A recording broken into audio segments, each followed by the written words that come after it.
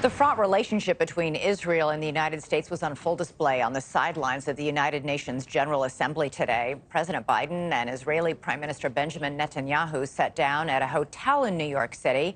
It was the first in-person meeting between the two since Netanyahu returned to office 9 months ago.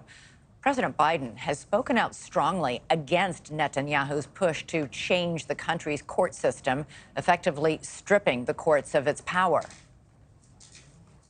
Today, we're going to discuss some of the hard issues, and that is upholding democratic values that lie at the heart of our partnership, including checks and balances in our systems, and preserving a path to a negotiated two-state solution, and ensuring that Iran never acquires a nuclear weapon. Iran and its nuclear program was one subject the two leaders did appear to agree upon. Netanyahu doubled down on the importance of using military power to stop the country, Iran, from expanding its nuclear or even growing a nuclear arsenal. Let's take a listen.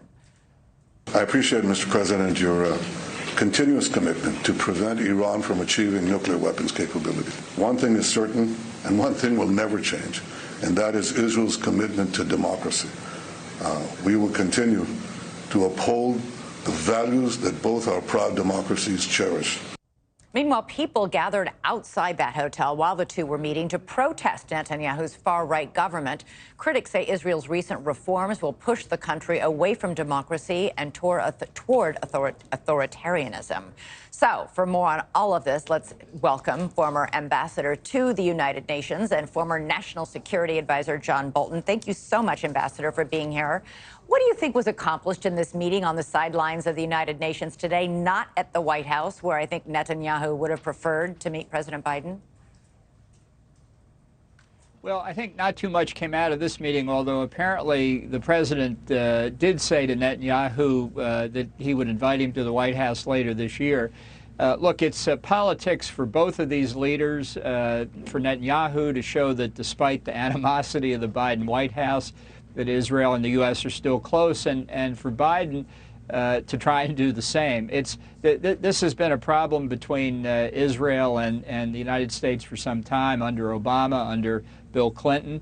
This is really, today's meeting was an effort to paper over differences and try and get past it. These differences are big. I mean, there have been daily massive protests in Israel over these reforms of the Supreme Court there. And I don't think Netanyahu's backing down from that. Are you seeing any sign of that? I don't think so, and in many respects, I don't see why he should. Take the argument about how Supreme Court justices are appointed in Israel.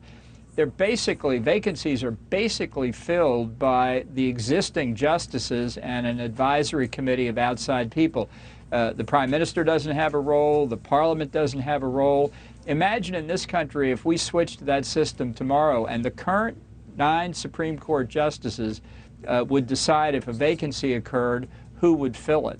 And that is far more undemocratic than what Netanyahu is proposing. And I think it's a lack of understanding or a willful disregard of what Netanyahu's been talking about that leads to this disagreement. All right. Well, also today, the UN Security Council met where Volodymyr Zelensky from Ukraine argued that Russia should be stripped of its veto power. Zelensky saying that because it has veto power, the Security Council has been virtually unable to do anything to stop the war. Is he right?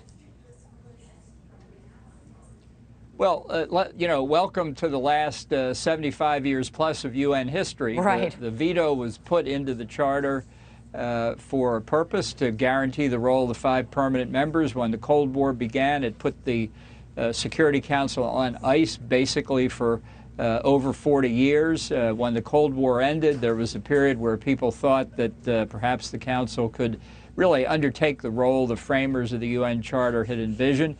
And now we're basically, with the way Russia and China behave, right back where we were during the Cold War. And I can assure you that Russia is not going to be stripped of its veto power because it's in the UN Charter.